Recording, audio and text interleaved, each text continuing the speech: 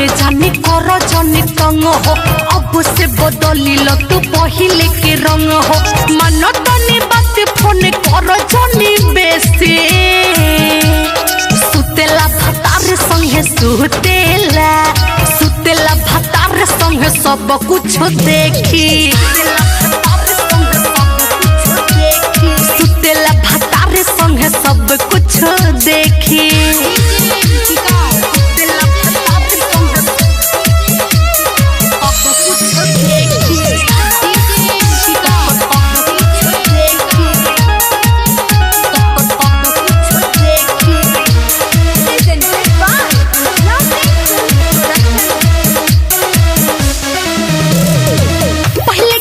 जातू भुलाई जानी भतार तो दिमार के मुआई अरे जान जाई तो ढेर छते न हो जाई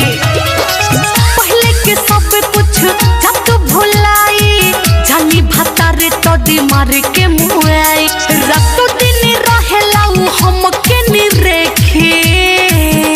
आज सुतेला भतार संग सुतेला भतार संग सब कुछ देखी सुतेला भतार संग सब कुछ देखी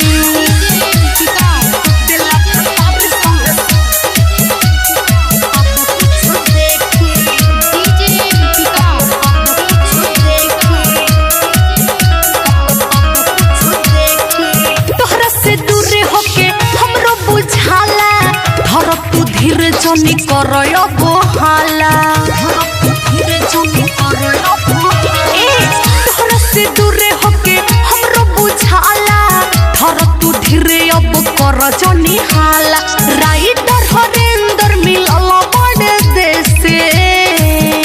अरे सुतेला भतार संगे सुतेला भतार संगे सब कुछ देखी